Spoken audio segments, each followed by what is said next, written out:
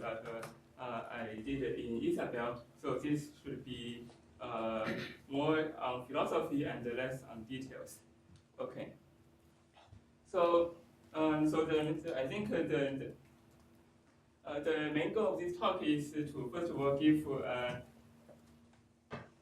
so to describe three things. First of all, what are the main goals of this project, and then what is the current status of the project, what Auto2 can currently do now, and then finally what are the future plans. Okay, so let me begin with the motivation.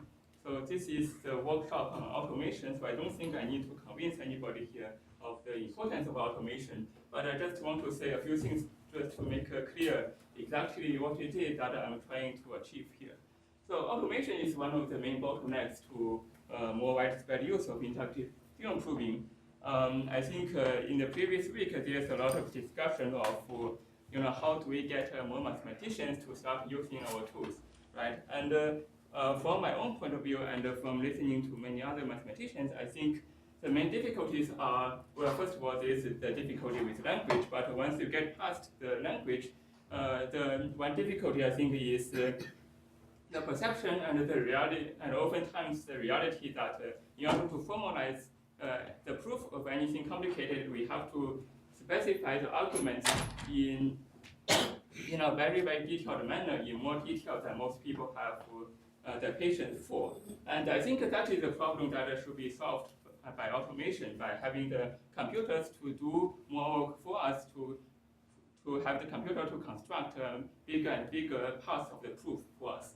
Okay, so that is why I think automation is important. And now, in terms of the goals, well, ideally, if we want to have automation, we would ideally want to have, well, we can say want to have a prover that can just prove any lemma or theorem we throw at it, right? So that's the ideal case. But clearly, that is not something that is realistic at the present point.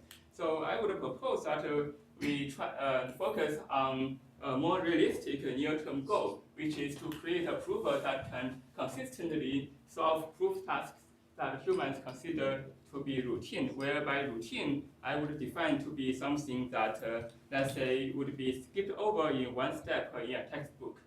And so by creating such a system, we want to permit formalization of mathematics and also computer science using proof scripts that are at the same level of detail as informal proofs in textbooks. So you can skip us all if you want. Okay. So I think, so does that mean everybody agree with this? Or, okay, and well, I'm at the end of this slide, let me think.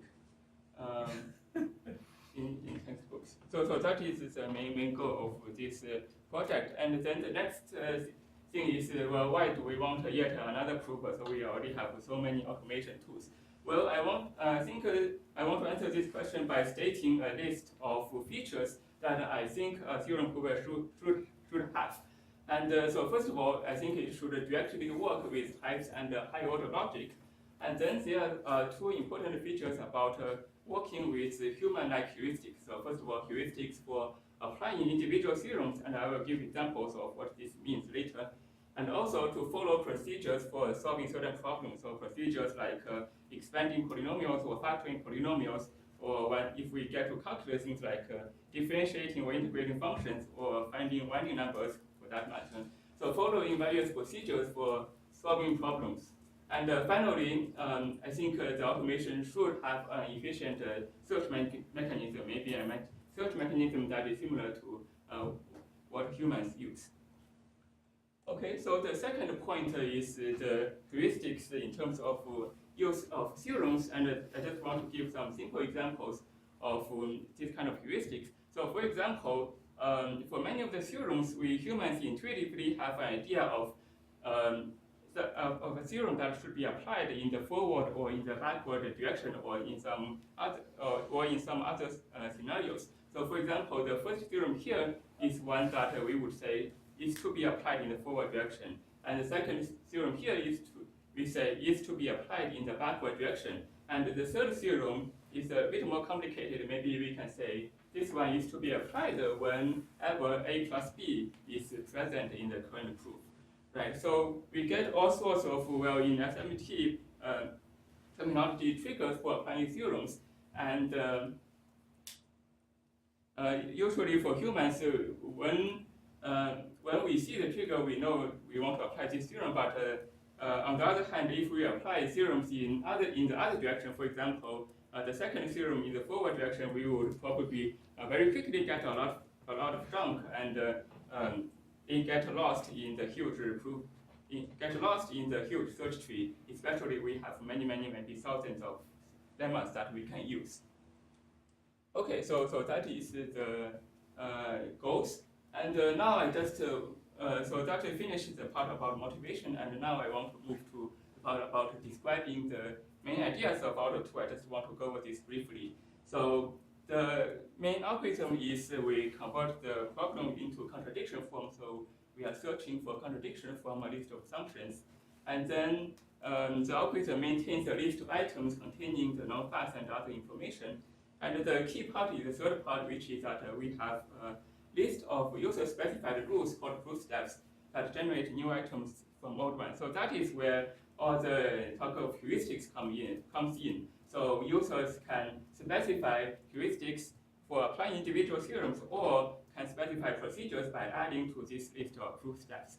And finally, the search consists of applying proof steps repeatedly until, so adding more and more items until we find a contradiction in the successful case, or if there's nothing more to do, or if there's a timeout.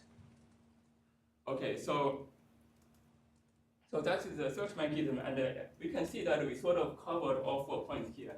So the first 3 points are similar to sort of the advantages of the tactic framework, and they are covered by the ability of adding proof steps. So proof steps are usually specified in ML. They can work with typed and high order logic, and they can code all sorts of heuristics and procedures.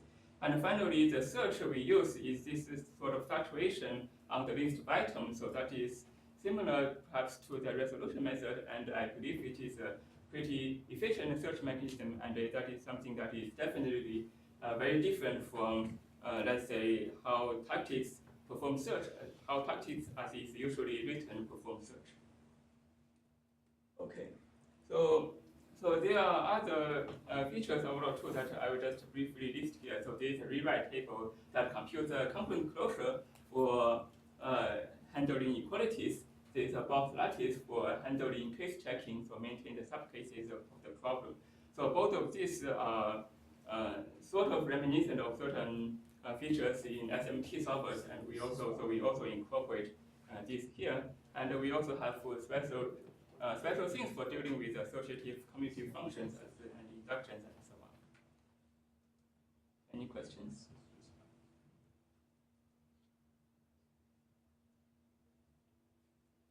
Okay, and one thing I want to emphasize is the proof scripts. So Auto2 comes with its own format for proof scripts, and it's a proof script that is entirely in a declarative style. So the script consists entirely of intermediate goals, that is mathematical statements.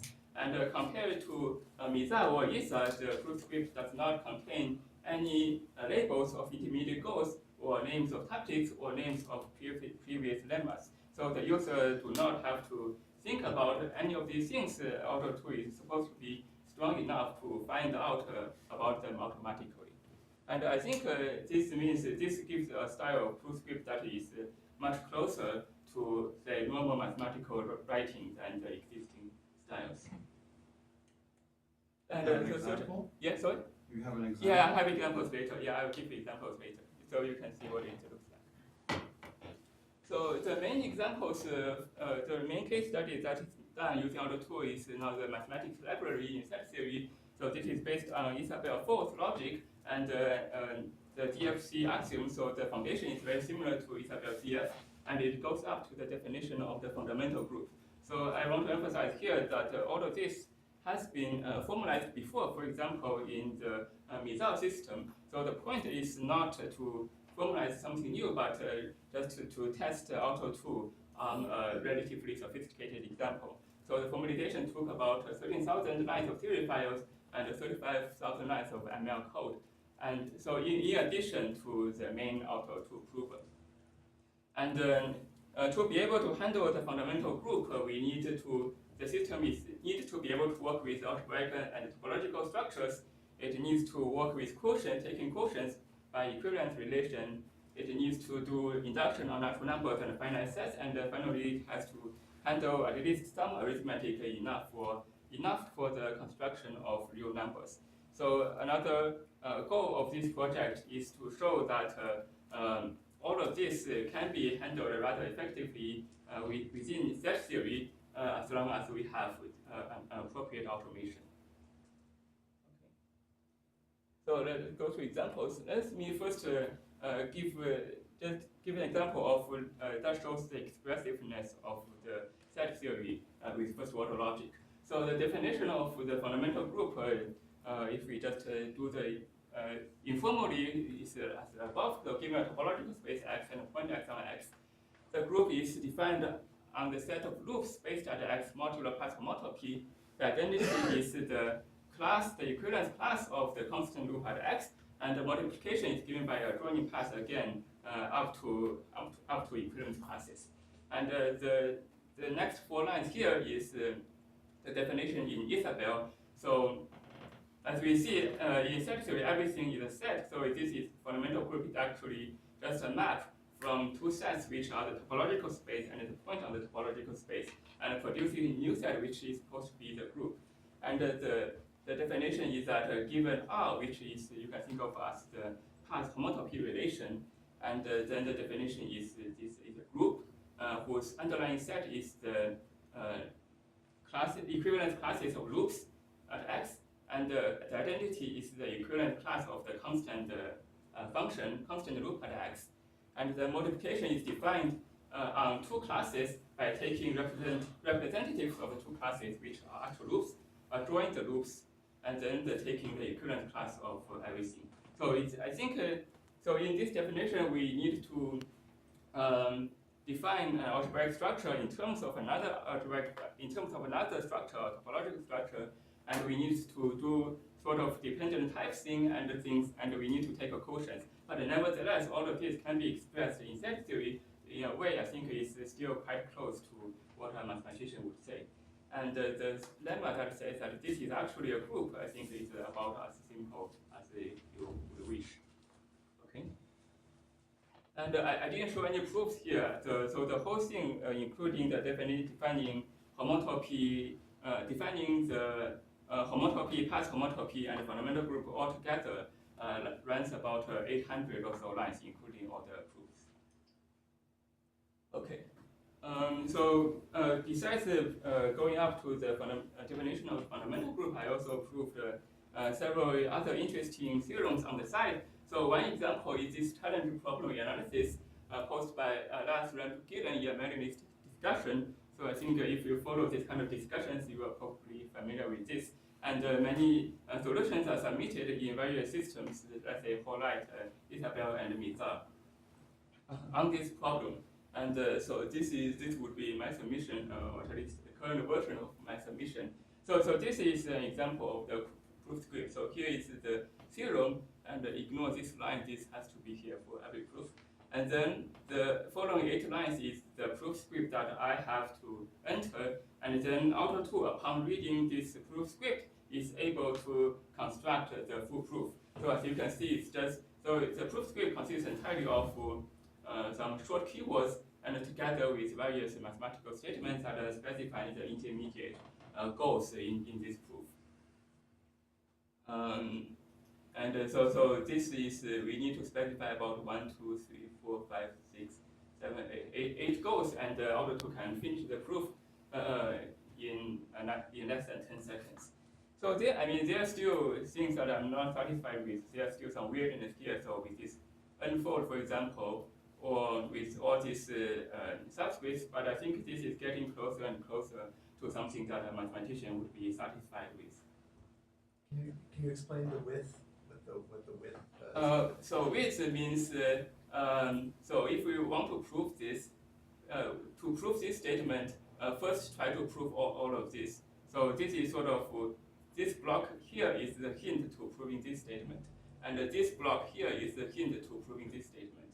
Is it equivalent to just putting them in halves? Is it the idea of the intermediate not kept in the context? Yeah. So for example, this statement here is the hint to here.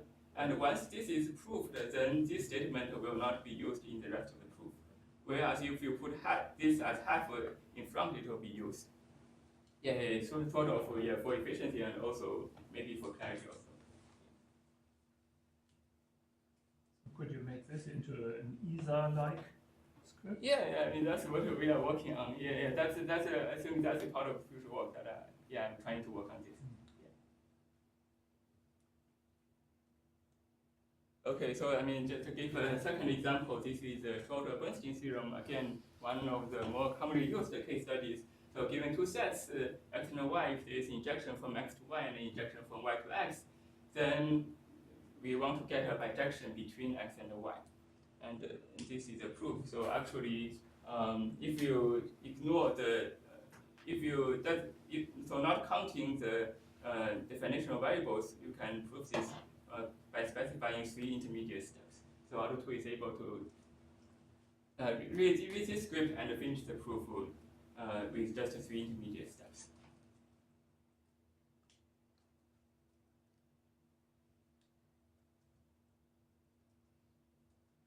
Okay, so Auto2 has been applied not just to mathematics, but also to computer science, to the verification of algorithms. So this is another part of the work, which is the verification of imperative implementation of algorithms using separation logic. So we have verified imperative implementations of the following algorithms and the data structure. So this is yet to be published, I think.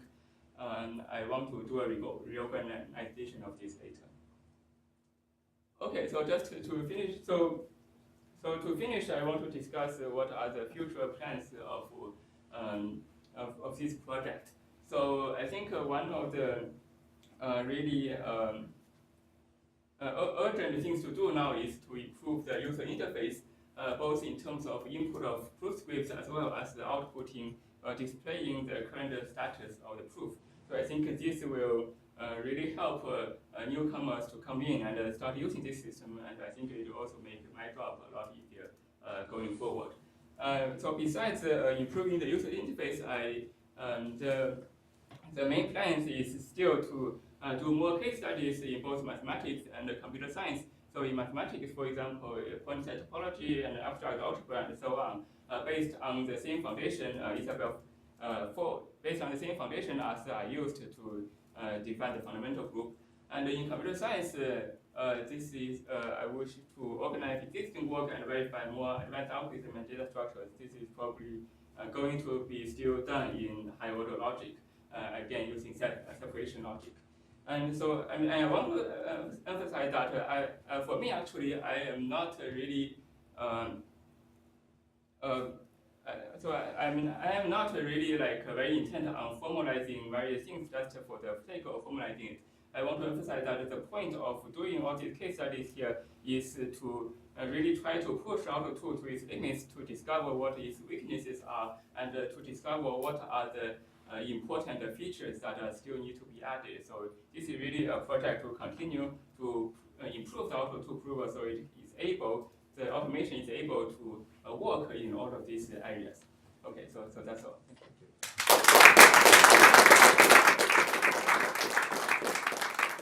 Is that a URL? Sorry? Is that a URL? URL, yeah.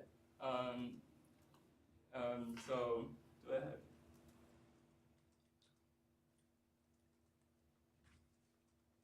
It's on his webpage. Yeah, it's on my webpage, and so how to make the font bigger here? I mean, you can see. So it's it's a GitHub. On GitHub. It's right there. Yeah. It's Bohua Zhan Auto2. Yeah, that's it. Yeah. Any questions? Yeah. So Yes, take it yeah. down in the So middle. you talk about the user interface. Let me see if I understand it. So you write the script Yeah. and you give it to the system. Yeah, and yeah. the system comes with a proof. Fantastic. And what if it fails? Then Yeah. So you modify the script. You have to modify the script, I assume. And do you have feedback from the system that helps you do that? yeah. So right now, so let me first describe the user interface now, and then maybe I can say what are the plans for improvement. So right now, is you write this script, and Auto2 will process it in a block. And if it succeeds, then good. If it fails, it will show you the first intermediate step that it is unable to prove. That's the first thing it shows. And then you can look into the trace, and it will tell you all the facts that it is able to derive in the proof of that intermediate step. So it can input that list of facts there. So that presumably will help you to determine so why it is unable to prove that, and what is maybe the first step that it is unable to prove. So for example, maybe it is unable to prove the fourth statement, and then you have this mental image of in order to prove this statement, you need to perform 5 steps, right? For example, and then you can check maybe Auto2 is able to do the first 2 steps, but not the 3rd step, and then you can figure out why and then add things to fix that and so on. So that is the debugging output Auto2 is able to provide now. And so some ideas for improvement is, well, right now it's everything is processed in a block. So if you change the last statement here, everything needs to be redone, and that is clearly unnecessary. So you can just change this, and have the Auto2 reprocess it, this step, and see what the new output is. And then also in terms of output of the trace, in terms of which things it is able to derive so far.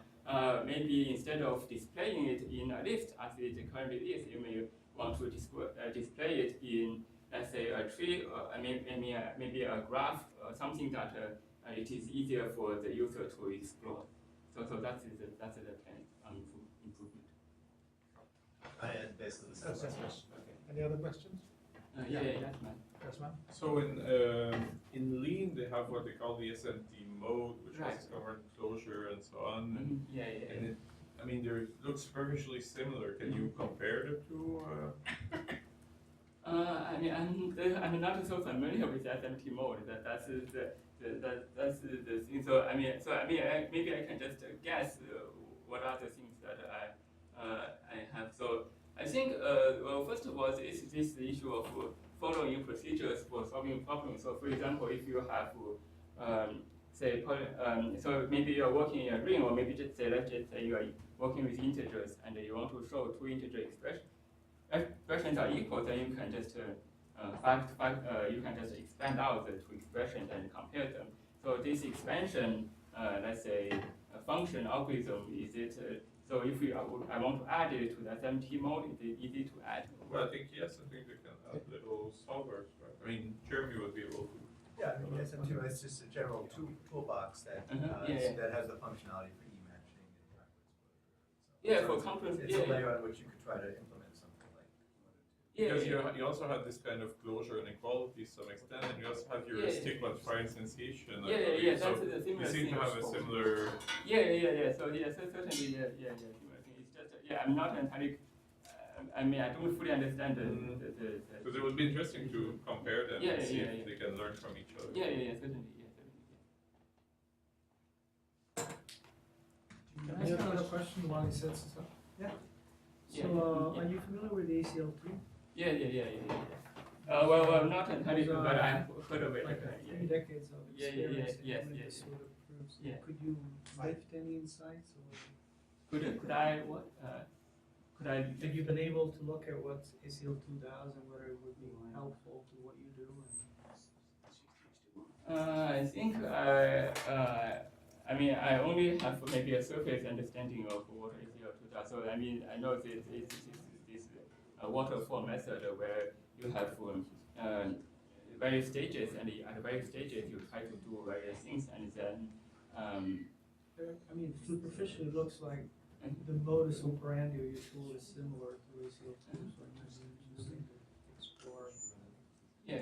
Certainly, maybe I should look at that more closely.